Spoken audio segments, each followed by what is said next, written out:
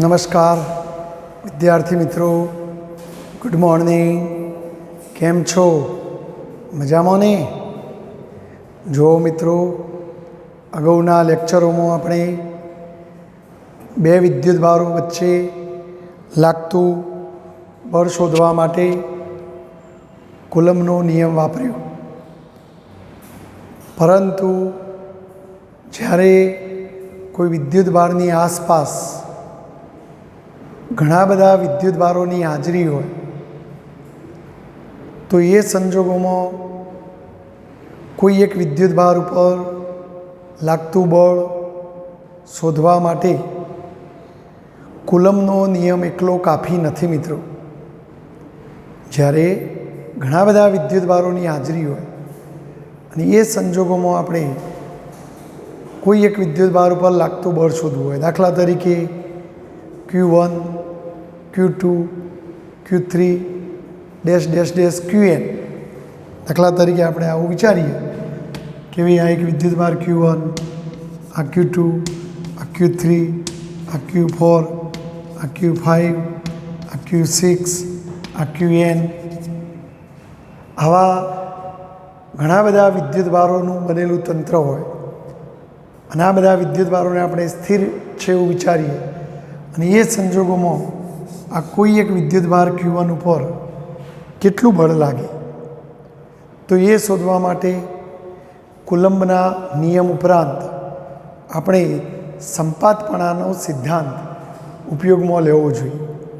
આપણે યાદ કરો 11મા ધોરણમાં કોઈ એક પદાર્થ ઉપર એકથી વધુ બળો લાગતો હોય તો આપણે એ સંજોગોમાં એ બધા જ બળો શોધીને એમનો સદિશ સરવાળો કરી પરિણામી બળ શોધતા હતા. તમે યાદ કરો, બે બળોનું પરિણામી બળ શોધવા માટે તેઓ સમાંતર બાજુ ચતુષ્કોણની રીત વપરાતી.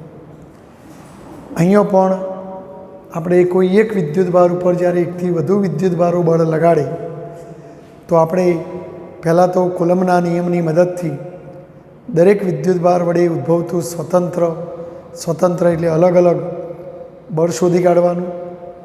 પછી આપણે બધા જ બળોનો સદિશ સરવાળો કરી પરિણામી બળ શોધવાનું. અને જ્યારે એકથી વધુ બળો ભેગા થાય તો એ ભેગા થવું એટલે સંપાત થયા કહેવાય.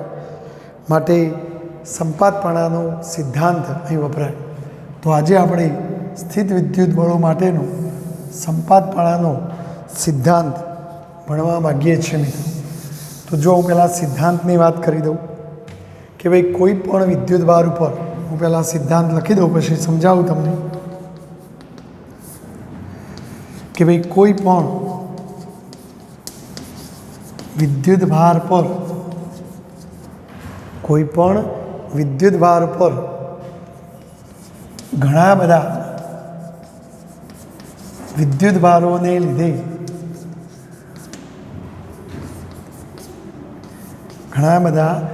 વિદ્યુતભારોને લીધે લાગતું કુલમ્બ બળ એટલે કુલમ્બના નિયમ મુજબ મળતું બળ. તો આ કુલમ્બ બળ દરેક વિદ્યુતભાર વડે લાગતા સ્વતંત્ર કુલમ્બ બળના સદિશ સરવાળા જેટલું હોય છે.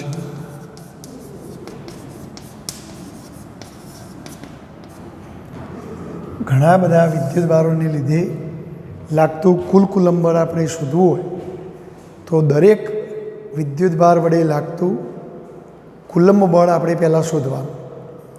પછી બધાનો સદિશ સરવાળો કરવાનો. સદિશ સરવાળો કરીને દિશા શોધવા માટે સમાંતર બાજુ ચતુષ્કોણની ટેકનિક વાપરવાની. જોઈએ આપણે શરૂઆતમાં આપણે 3 વિદ્યુતભારોનું તંત્ર લઈને ચર્ચા કરીએ. દાખલા તરીકે મારી પાસે 3 વિદ્યુતભારો છે. એક Q1 વિદ્યુતભાર, અહીંયા ધારો કે કોઈ Q2 વિદ્યુતભાર છે અને અહીંયા ધારો કે કોઈ Q3 વિદ્યુતભાર છે. તો જો આ ત્રણ વિદ્યુતભારોનું આપણે શરૂઆતમાં તંત્ર લઈએ અહીં બળ એ સદિશ રાશિ છે, તો સદિશમાં દિશાઓ પણ જાણવી જોઈએ. તો ધારો કે કોઈ ઉગમ બિંદુઓ, ધારો કે આ એક્સ અક્ષ, આવા એક્સ, તો આમ આવે ઝેડ અક્ષ, તો આ ઉગમ બિંદુઓને અનુલક્ષીને Q1 વિદ્યુતભારનો સ્થાન સદિશ, દાખલા તરીકે આ Q1 વિદ્યુતભાર જેનું સ્થાન સદિશ R1 છે. ઉગમ બિંદુઓને અનુલક્ષીને Q2 વિદ્યુતભારનું સ્થાન સદિશ, આ Q2 વિદ્યુતભાર છે એનું સ્થાન સદિશ ધારો કે R2 છે. એ રીતે Q3 વિદ્યુતભારનું સ્થાન સદિશ ધારો કે R3 છે. તો ઉગમ બિંદુને અનુલક્ષીને આ ત્રણેય વિદ્યુતભારોના સ્થાન સદિશો આપણે નક્કી કર્યા.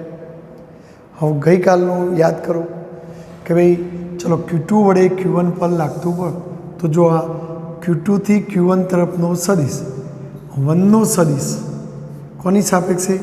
2ની સાપેક્ષે, તો એને કહેવાય R12 સદિશ. આ બંને વચ્ચેનું અંતર R12 સદિશના મૂલ્ય જેટલું. તો જો આપણે Q1 પર લાગતું બળ શોધવું છે, અહીં Q1 પર લાગતું બળ શોધવામાં આપણને રસ છે. તો જો Q1 ઉપર 2 જણા બળ લગાડશે, એક Q2 પર લગાડશે, એક Q3 પર લગાડશે, તો Q1 પર Q2 વડે લાગતું બળ આપણે પહેલાં તો શોધીશું,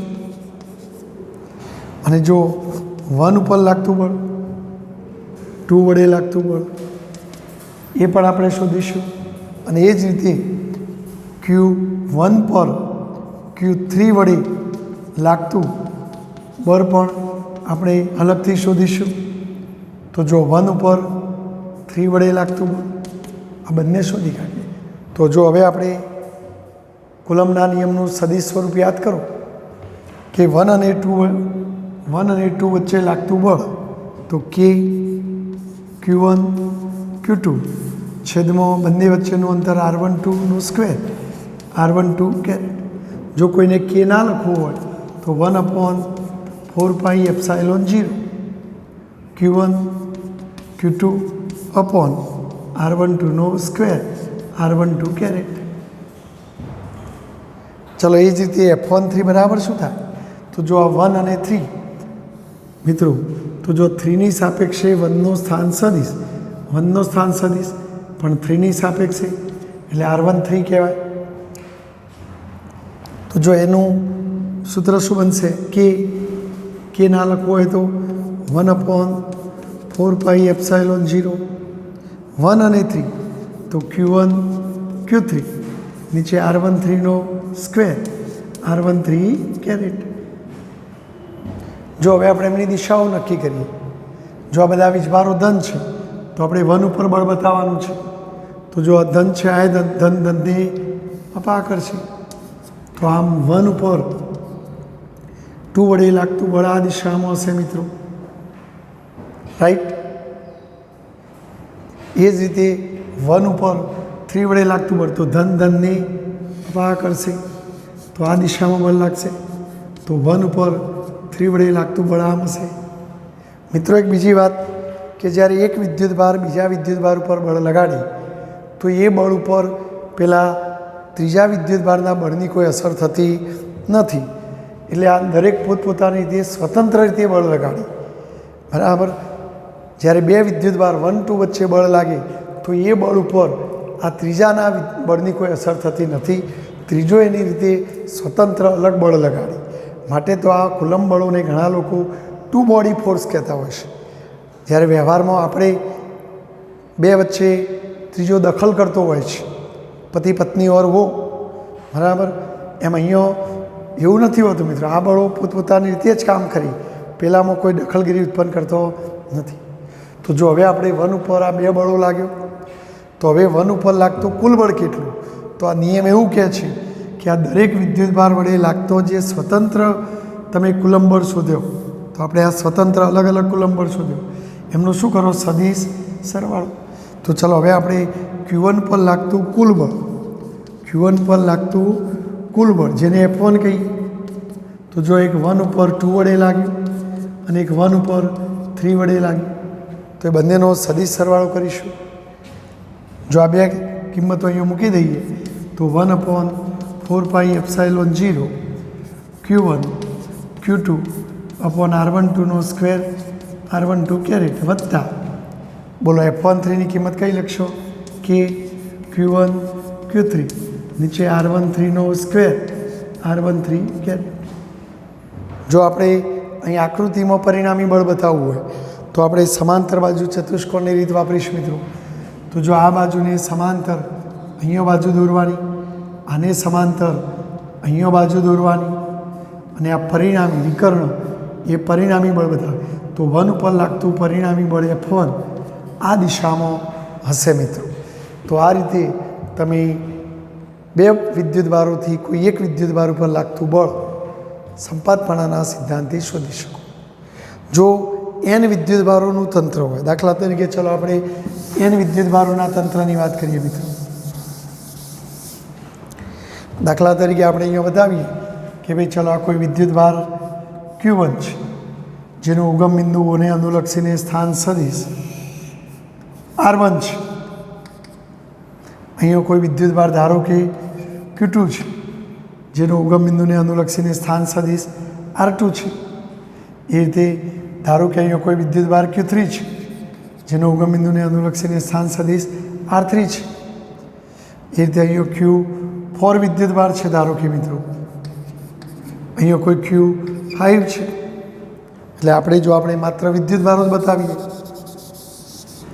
ધારો કે આપણે નમૂના રૂપી થોડા ઘણા વિદ્યુતભારો બતાવે Q1 Q2 Q3 Q4 Q5.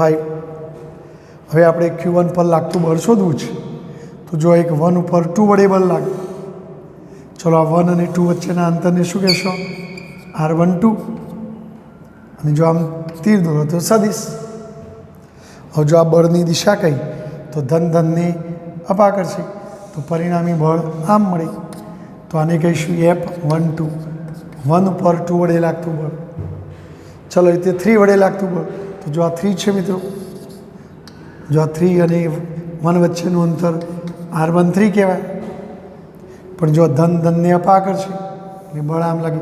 જો મિત્રો આ બે વિદ્યુતભારો નજીક હતા એટલે અંતર ઓછું, અને અંતર ઓછું છેદવાળું પદ ઓછું તો બળ વધુ, એટલે એના બળની લીટી મેં મોટી દોરી. પણ જો આ બે વિદ્યુતભારો વચ્ચેનું અંતર મોટું તો એ બળ નાનું, તો એ બળની લીટીઓ નાની દોરું. તો જો આ 1 ઉપર 3 વડે લાગતું બળ આમ મળશે. ચલો પહેલાં આપણે એ બેનું પરિણામી બળ શોધવાનું. તો જો એ બેનું પરિણામી બળ શોધવું હોય તો સમાંતર બાજુ ચતુષ્કોણ, આને સમાંતર અહીં, આને સમાંતર અહીં, તો આ વિકર્ણ એ શું બતાવે પરિણામી બળ. ધારો કે આ બંનેનું પરિણામી બળ તમને આ દિશામાં મળ્યું, જેને આપણે F1 ડેશ કહીએ. તો ચલો આપણે મિત્રો F12 અને F13 ના પરિણામી બળને F1 ડેશ કહીએ. તો આ કયું કહેવાય F1 ડેશ. હવે ચલો આપણે 4 વડે લાગતું બળ, તો જો આ Q4 વડે Q1 ઉપર બળ લાગ્યું તો જો ધનને અપાકર્ષે એટલે બળ આમ લાગે, તો એને આપણે કહીશું F14. તો એ સંજોગોમાં જો આ બંને બળોને બદલે શું લખાય F1 ડેશ. તો હવે આપણે Q1 ઉપર લાગતું કુલ બળ શોધવું હોય F1 ડબલ ડેશ. તો એક 1 વડે લાગતું બળ, 1 ઉપર 2 વડે લાગતું બળ, 3 વડે લાગતું બળ, 4 વડે લાગતું બળ. પણ આ બેનું પરિણામી બળ કયું લખાય F1 ડેશ. તો આ F1 ડેશ, તો એનો મતલબ કે આ બેનો સદિશ સરવાળો પરિણામી બળ બતાવે.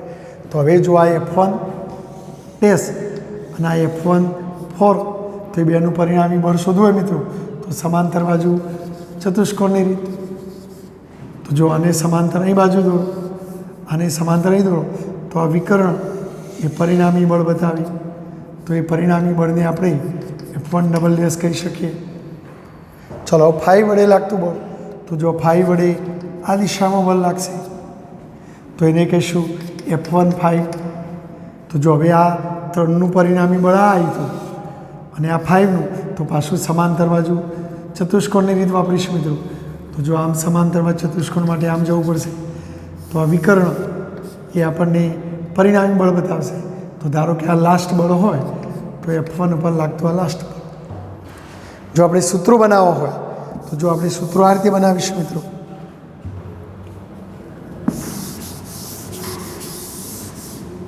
તો જો આપણે 1 ઉપર 2 વડે લાગતું બળ, 1 ઉપર 3 વડે લાગતું બળ, એ રીતે 4 વડે લાગતું બળ.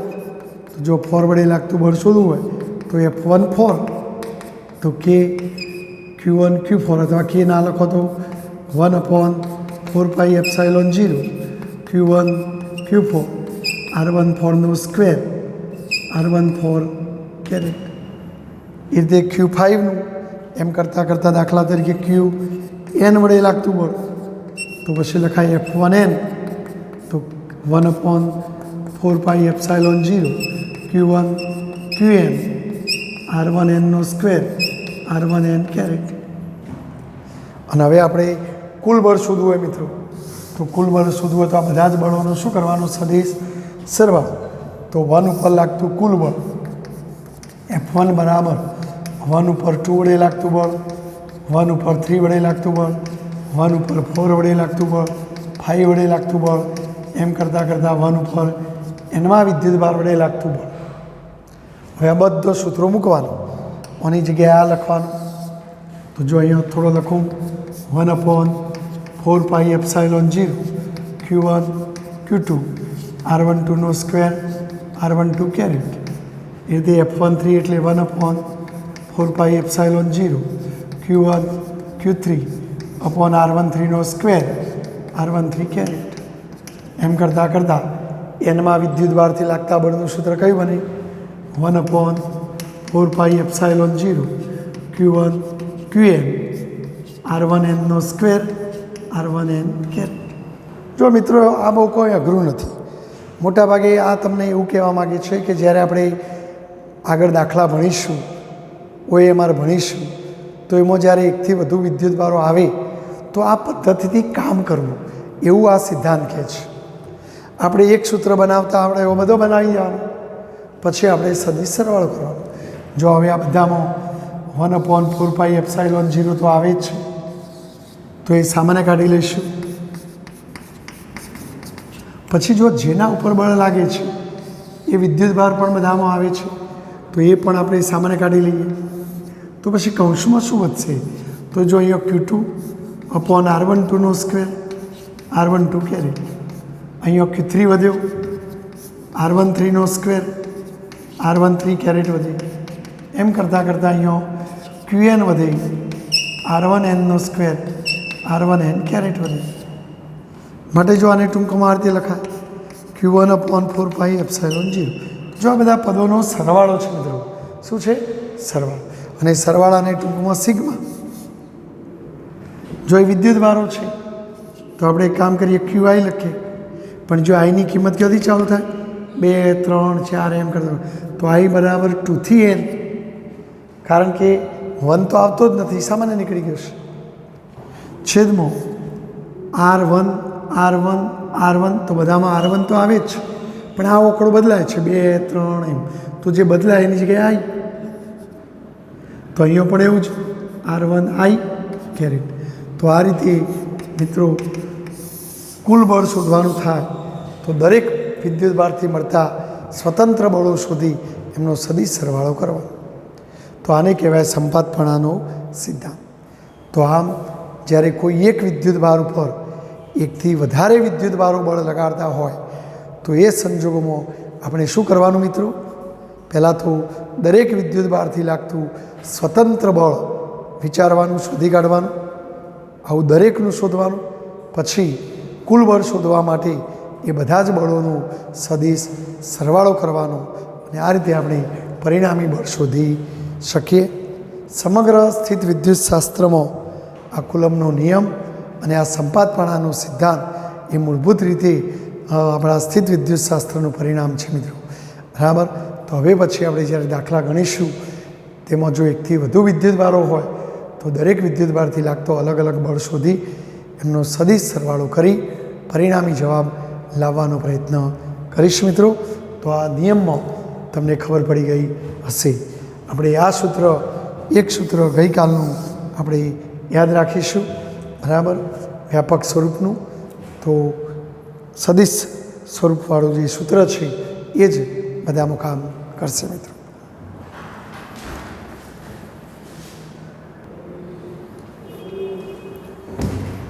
જો વિદ્યાર્થી મિત્રો, આપણે હાલ જે સંપાદપણાનો સિદ્ધાંત ભણ્યા એના આધારિત સ્વાધ્યાયનો એક દાખલો છે, બહુ સિમ્પલ દાખલો. જો રકમ પહેલાં સમજીએ. 4 બિંદુઓત વિદ્યુતભાર, એમાં એકને એ વિદ્યુતભાર કહીશું QA 2 માઇક્રોકુલમનો છે, QB -5 એટલે ઋણ વીજભાર છે, QC 2 માઇક્રોકુલમનો છે અને QD -5 માઇક્રોકુલમનો છે, એટલે 2 ધન છે ને 2 ઋણ. આ બધાને એક 10 સેન્ટીમીટરની બાજુવાળો ચોરસ, ધારો કે આપણે આવો એક ચોરસ દોરીએ જેમાં બાજુની લંબાઈ 10 સેન્ટીમીટર ચોરસ હોય તો બધી બાજુઓની લંબાઈ સરખી જ હોય મિત્રો, બરાબર. તો આ ચોરસ ABCD ના શિરોબિંદુ ઉપર અનુક્રમે મૂકો. અનુક્રમે એટલે A શિરોબિંદુ પર QA ને મૂકો, B શિરોબિંદુ પર QB ને, C શિરોબિંદુ પર QC ને, D શિરોબિંદુ પર QD ને મૂકો મિત્રો. ચલો પછી શું કહે છે? ચોરસનું કેન્દ્ર. તો ચોરસનું કેન્દ્ર શોધવું તો વિકર્ણોનો છેદબિંદુ. તો જો આ વિકર્ણ દોરો, આ બીજો વિકર્ણ દોરો, તો આ છેદબિંદુ એ ચોરસનું કેન્દ્ર કહેવાય. ધારો કે કેન્દ્રને હું O કહું તો એ કેન્દ્ર ઉપર મૂકેલો 1 માઇક્રોકુલમ વિદ્યુતભાર. ચલો એ વિદ્યુતભારને આપણે Q કહીએ. શું કહીએ? Q. તો એ Q બરાબર 1 માઇક્રોકુલમ. તો આ Q વિદ્યુતભાર ઉપર લાગતું બળ શોધો. તો જો અહીંયા Q વિદ્યુતભાર ઉપર 4 વિદ્યુતભારો બળ લગાડશે. એક A વડે લાગશે, B વડે લાગશે, C વડે લાગશે, D વડે. તો હમણાં હાલ જ આપણે જે સંપાદપણાનો સિદ્ધાંત ભણે કે ભાઈ Q પર લાગતું કુલ બળ શોધવું હોય તો જો આપણે A વડે જે બળ લાગે એ વડે લાગતા બળને FA કહીએ. FO એવું આપણે નથી લખવું, આપણે સહેલું જ બનાવીએ FA. B વડે લાગતા બળને FB કહીએ, C વડે લાગતા બળને FC કહીએ, D વડે લાગતા બળને FD કહીએ. પછી સંપાદપણાના સિદ્ધાંત મુજબ આ બધાનો શું કરીએ? સદિશ સરવાળો. તો આમ Q વિદ્યુતભાર ઉપર લાગતું કુલ બળ આ દરેક વિદ્યુતભારથી લાગતા સ્વતંત્ર બળોના સદિશ સરવાળાથી શોધી શકાય. હવે આપણે FA FB ને બધું 1 by 1 અલગ અલગ વિચાર. તો ચલો QA વડે Q પર લાગતું બળ, QA વડે Q પર લાગતું બળ જેને તમે FA કીધું. જો હું આ મૂલ્ય પહેલાં ગણું તો મૂલ્ય ગણવા માટેનો નિયમ શું? કે બંને વીજભારોનો ગુણાકાર QA Q અપોન અંતરનો વર્ગ. તો ચલો A અને O વચ્ચે કંઈક અંતર હશે. ધારો કે આ અંતરને હું R કહું તો અહીં શું આવશે મિત્રો? R², right. જો એની દિશા કહી તો આ ધન છે, આ ધન, તો ધન ધનને અપા કરશે. તો આપણા Q ઉપર A વડે લાગતું બળ આમ આવશે, અપા કરશે એટલે જેના ઉપર લાગતું હોય ત્યાંથી દોરવાનું, અને અપાકર્ષણ બળ એટલે આમ દૂર જતું. તો આ A વડે લાગતું બળ આમ આવશે, એનું મૂલ્ય આટલું આવશે. ચલો એ રીતે જો એને એક્ઝેક્ટ સામે QC છે તો QC વડે Q પર લાગતું બળ જેને આપણે FC કહીએ મિત્રો. તો જો એનું મૂલ્ય જુઓ તો મૂલ્ય શોધવા માટે બંને વીજભારોનો ગુણાકાર કે QC Q છેદમાં અંતરનો વર્ગ. હવે જો ચોરસમાં વિકર્ણો દુભાગે તો આ અંતર R હોય તો આ અંતર R જ હોય, તો પછી R² આવે. હવે જો એની દિશા કહી તો આ ધન છે ને આ ધન, તો ધન ધનને અપા કરશે. પણ આપણે 1 ઉપર ઉપર લાગતું બળ શોધીએ છીએ તો આપણે અહીંયા બળ બતાવવાનું. તો આમ C વડે લાગતું બળ આમ આવશે મિત્રો. તમે જોઈ શકો છો કે QA વડે લાગતું બળ આમ, QC વડે લાગતું બળ આમ. તો આ બંને બળો પરસ્પર વિરુદ્ધ છે. અને જો એમના મૂલ્યો જુઓ, આ બંનેના સૂત્રોમાં તમે જોશો તો આ K વાળું પદ સરખું, Q વાળું પદ સરખું, અંતરવાળું પદ સરખું, અને QC અને QA તો QC ને QA પણ સરખા છે, તો પછી આ બધો પદો સરખો જ છે, તો આ બંને બળોનો મૂલ્યો કેવો સરખો, તો FAનું મૂલ્ય અને FCનું મૂલ્ય સરખું, તો પછી બંને સરખા મૂલ્યના અને પરસ્પર વિરુદ્ધ દિશાના હોય તો આપણે આવું કહી શકીએ મિત્રો કે ભાઈ Q પર QA અને QC વડે લાગતા બળો, જેને આપણે અનુક્રમે FA અને FC કીધું, આ બળો સમાન મૂલ્યના અને પરસ્પર વિરુદ્ધ દિશાના છે, તો પછી આપણે એમનું પરિણામી બળ A વડે લાગતા વિદ્યુતભારથી અને C વડે લાગતા વિદ્યુતભારથી લાગતો આ બે બળો પણ એ સરખા મૂલ્યનો જો પરસ્પર વિરુદ્ધ હોય તો એમનું પરિણામી બળ કેટલું થાય મિત્રો? શૂન્ય થઈ જાય. જો તમે FCને પહેલાં જ લઈ જાઓ તો બીજા શબ્દોમાં કહેવાય કે FA બરાબર માઇનસ FC. ચલો હવે આપણે એ જ રીતે આ બે વિદ્યુતભારોની વાત કરીએ. તો જો QB વડે Q ઉપર લાગતું બળ, પણ જો આ વિભાર ઋણ છે મિત્રો, તો ઋણ ધનને આકર્ષે એટલે આ Q વિદ્યુતભાર ઉપર લાગતું બળ આપણે આમ બતાવીશું, પણ આ B વડે લાગતું બળ QB વડે લાગતું બળ જેને આપણે FB કહીશું, જે આમ મળશે. જો એનું મૂલ્ય કેટલું, તો FB બરાબર કે QB Q, આ QB આ Q, અને બંને વચ્ચેનું અંતર તો આ R જેટલું જ હોય. પણ જો એની દિશા આમ આવશે, કારણ કે ઋણ છે એ આકર્ષે એટલે એના તરફ એરો હોય. એ રીતે જો આ ઋણ QD, તો QD વડે લાગતું બળ, તો જો આ ઋણ છે એના ધન છે તો એના વડે આમ બળ લાગશે મિત્રો. તો આ D વડે લાગતું બળ FD જે આમ આવશે.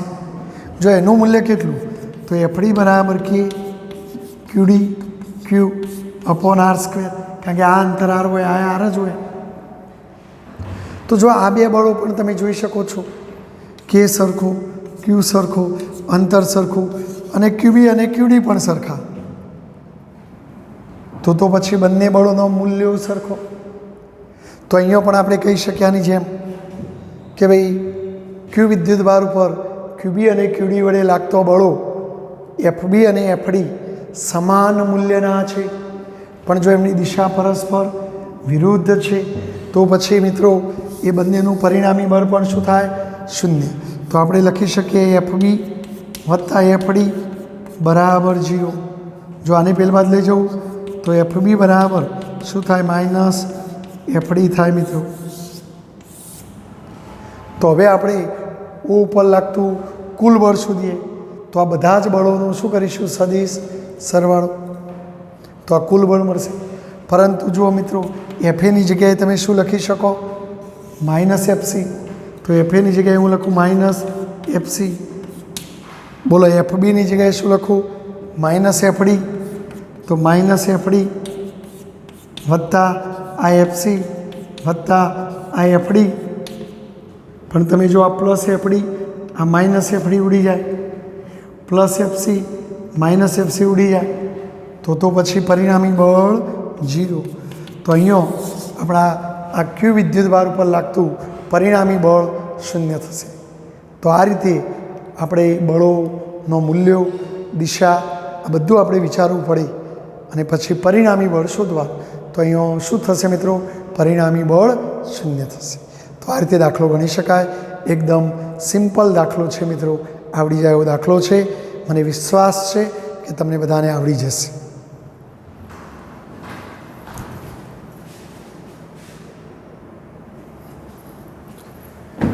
જો વિદ્યાર્થી મિત્રો, સ્વાધ્યાયમાં એક નાનો સરખો દાખલો છે, એ પણ આપણે જોઈ લઈએ થોડો. ઊન સાથે ઘસેલ એક પોલિથીન. ધારો કે આ ઊન છે, ઊનનું કપડું છે, અને આ કોઈ પોલિથીનનો ટુકડો છે. તમે જાણો જ છો કે દરેકની અંદર અસંખ્ય પરમાણુ હોય, અને દરેક પરમાણુમાં જેટલો પ્લસ હોય એટલો માઇનસ હોય, એટલે એનો નેટ વિદ્યુતભાર 0 હોય. આમાં પણ એ જ પરિસ્થિતિ હોય મિત્રો, આનો પણ નેટ વિદ્યુતભાર 0.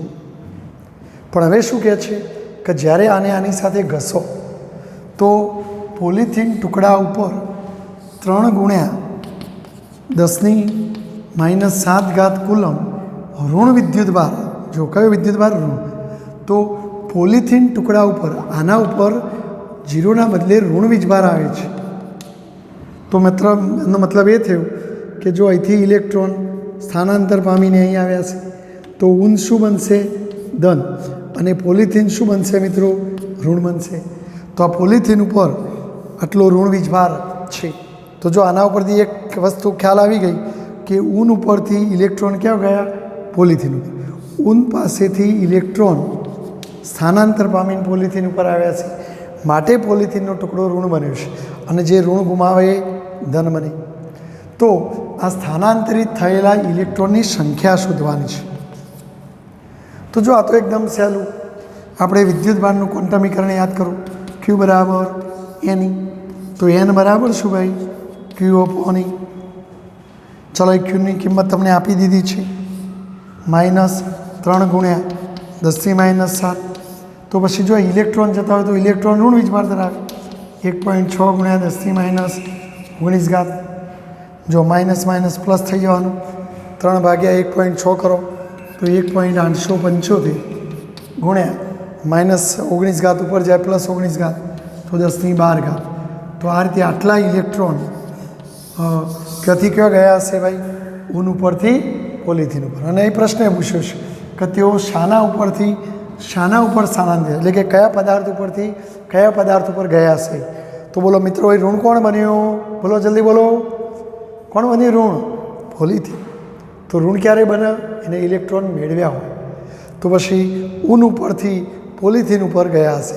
તો આપણો અહીં જવાબ આપવો હોય તો ઇલેક્ટ્રોન ઊન પરથી પોલિથીન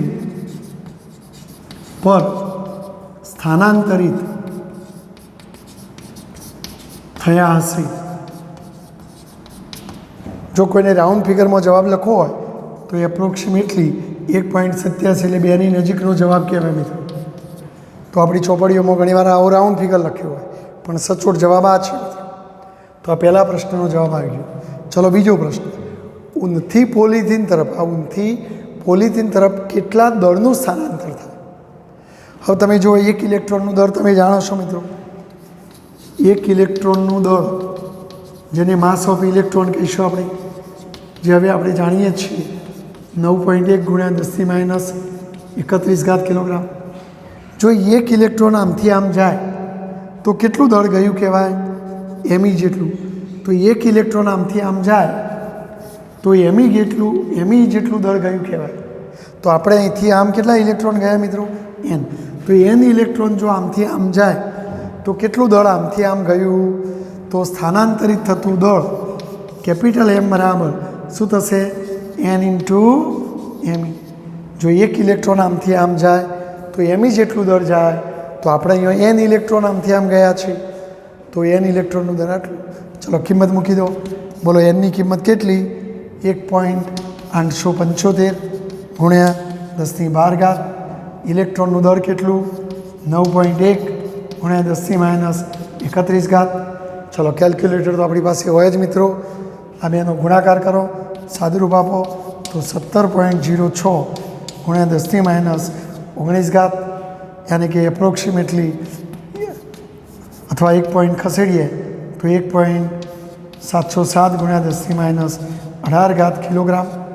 આપણી ચોપડીમાં રાઉન્ડ ફિગર 2 ગુણ્યા 10⁻18 કિલોગ્રામ લખ્યું છે. તો આટલું દળ સ્થાનાંતરિત થયું હશે. તો કેટલા દળનું સ્થાનાંતર થાય? તો આ રીતે આપણે આ દાખલાનો જવાબ આપી શકીએ. મિત્રો બહુ સહેલું જ હોય છે. જો થિયરીને સમજ્યા હો તો કશું જ એવું નથી કે ના આવડે. ભૌતિક વિજ્ઞાન એ રોકડીયો વિષય છે. જો બધું આવડ્યું તો બેડો પાર ગંગા નાહ્યા, ઢગલે ઢગલો માર્ક્સ આવે. અને જો ન સમજ્યા વગર કામ કરશો તો નપાસ પણ કરે એવો આ વિષય છે મિત્રો. બરાબર? તો આ દાખલો તમે તૈયાર કરી દેશો મિત્રો.